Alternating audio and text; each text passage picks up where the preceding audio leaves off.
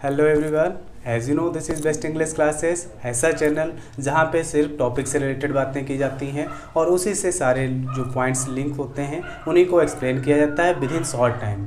ना कि उसके लिए 5 मिनट का वीडियो उसके लिए आधा घंटे देना मुझे समझ में नहीं आता है। अगर कोई टॉपिक हमारा 5 मिनट में समझने वाला है, 10 मिनट में समझने वाला है, तो उसके लिए हम आधा घंटे का वीडियो नहीं बनाना पसंद करते हैं, क्योंकि मुझे पता है कि आपके पास टाइम बहुत ही शॉर्ट है और टाइम की वैल्यू क्या है, क्योंकि मुझे टाइम की वैल्यू पता है, इसलिए मैं बहुत ही शॉर्ट टाइम में वीडियोस बनाता हूँ। और जो भी आपका पॉइंट है उससे रिलेटेड सारे पॉइंट्स को, जो भी आपका टॉपिक है उसके रिलेटेड जो भी आपके पॉइंट्स होते हैं उनको क्लियर किया जाता है विद एग्जांपल्स। तो चलिए अब हम आज बात करने जा रहे हैं फ्यूचर परफेक्ट कॉन्टिन्यूअस टेंस के इंट्रोगेटिव सेंटेंस की। तो जैसा कि आप भी जानते होंगे, इंट्रोगेटिव सेंटेंस हमारे जो हैं वो 2 प्रकार के होते हैं। एक होता है यस नो टाइप और दूसरा होता है yes WS type. So yes no type sentence वो होते हैं जिनमें हम आपसे पूछें कल आप मंदिर गए थे, तो आप आंसर आएगा हाँ या नहीं।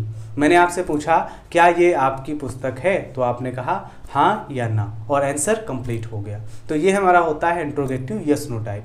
But interrogative WS type sentence क्या होता है? जब हम आपसे पूछें ये पुस्तक किसकी है, तो आप आंसर बताएंगे मुझे कि ये पुस्तक मेरी है, तो अब आंसर कंप्लीट होगा। हाँ या नहीं से आंसर कंप्लीट नहीं होगा। तो आज हम बात करने जा रहे हैं interrogative yes no type sentence की, जिसमें हम आपको एक बहुत ही इंपॉर्टेंट थिंग बताने वाले हैं, इसलिए लास्ट तक आप वीडियो देखते रहिएगा। आपको बहुत ही अच्छी चीज़ एक बताने वाले हैं हम आपको। तो चलिए सबसे पहले हम बात कर लेते हैं स्ट्रक्चर की।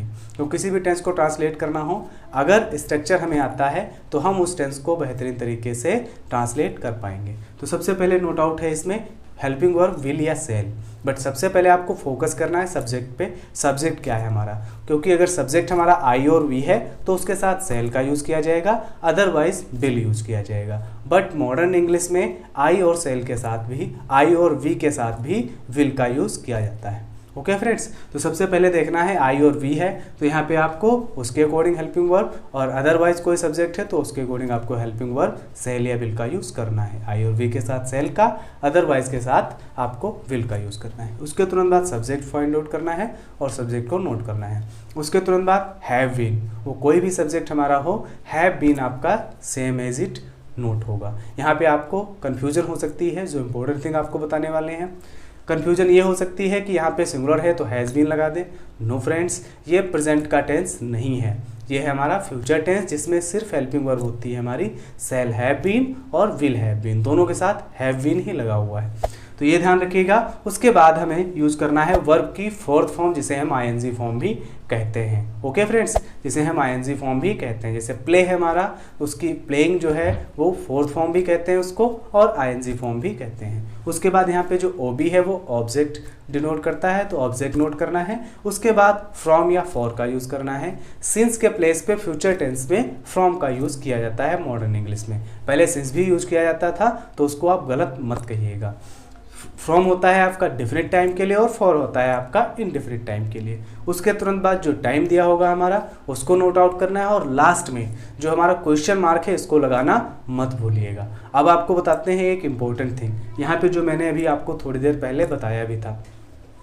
यहाँ पे जो हैव बीन लिखा हुआ है, इसके प्लेस पे कभी कभी हम कंफ्यूज हो जाते हैं कि हैज़ बीन यूज़ किया जाएगा, क्योंकि वो सब्जेक्ट हमारा सिंगुलर है। बट आप यही समझ लीजिए कि इसमें हैव बीन ही यूज़ किया जाता है, इसमें हैज़ बीन होता ही नहीं है। तो जब होता ही नहीं है तो उसको हम यूज़ कैसे कर सकते हैं? हैव बीन ही होता है। लास्ट में क्वेश्चन मार्क लगाना बिल्कुल मत भूलिएगा। आप जानते भी होंगे कि किसी भी टेंस को अच्छे से समझने के लिए एग्जाम्पल्स जो हैं वो बहुत ही हेल्पफुल होते हैं। इसलिए अब हम बात करने जा रहे हैं कुछ एग्जाम्पल्स की, जिनसे कि आपका ये टेंस क्लियर हो जाएगा। Okay friends, so let's see some examples. So friends, first example is, क्या वह 2 घंटे से अखबार पढ़ रहा होगा? क्या वह 2 घंटे से अखबार पढ़ रहा होगा? तो यहाँ पे आप देख सकते हैं रहा होगा लिखा हुआ है। यस फ्रेंड्स, रहा होगा दिया हुआ है और इसके साथ टाइम भी दिया हुआ है 2 घंटे से। तो इट मीन्स ये हमारा होगा फ्यूचर परफेक्ट कॉन्टिन्यूअस टेंस का interrogative yes no type. Yes friends, क्योंकि स्टार्टिंग में क्या पाया गया है? टाइम भी दिया हुआ है और क्या दिया हुआ है? रहा होगा दिया हुआ है। रहा होगा दिया हुआ है, टाइम दिया हुआ है, इसलिए होगा हमारा फ्यूचर परफेक्ट कॉन्टिन्यूअस का। और स्टार्टिंग में क्या पाया गया है, इसलिए होगा ये हमारा interrogative yes no type. Okay friends, तो अब हम इसको ट्रांसलेट करना स्टार्ट करते हैं। ये हमेशा ध्यान रखिएगा, किसी भी किसी भी सेंटेंस को ट्रांसलेट करते समय सबसे पहले देख लेना उसकी पहचान कि वो कौन से टेंस का कौन सा पार्ट है, कौन सा सेंटेंस है, उसके बाद ही ट्रांसलेट करना स्टार्ट कीजिएगा। तो देखते हैं अब हम इसको ट्रांसलेट करके। तो सबसे पहले मैंने बताया था सब्जेक्ट फोकस करना है। सब्जेक्ट है वह, तो वह के साथ यूज़ किया जाएगा आपका विल, तो इसलिए सबसे पहले हमने पुटअप किया विल। उसके तुरंत बाद सब्जेक्ट क्या है, ही। उसके तुरंत बाद हैव बीन, अगर नहीं दिया होता तो ही और हैव के बीच में नॉट का यूज हम करते, विल ही हैव बीन। उसके तुरंत बाद देखना होता है मेन वर्ब क्या है इसमें, तो मेन वर्ब यहाँ पे है पढ़ना, तो क्या होगा रीडिंग।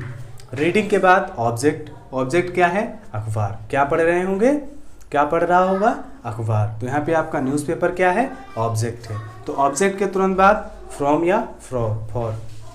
तो आप देख सकते हैं 2 आवर्स कोई भी हो सकते हैं, तो वो डिफिनिट नहीं है, वो फिक्स नहीं है, इसलिए उसके लिए हम फॉर का यूज़ करेंगे। तो यहाँ पे हमने नोट किया फॉर। उसके बाद क्या यूज़ करना है, यस। उसके बाद नोट करना है हमें टाइम क्या दिया हुआ है, 2 घंटे, for 2 hours. Okay friends, so I hope समझ में आया होगा।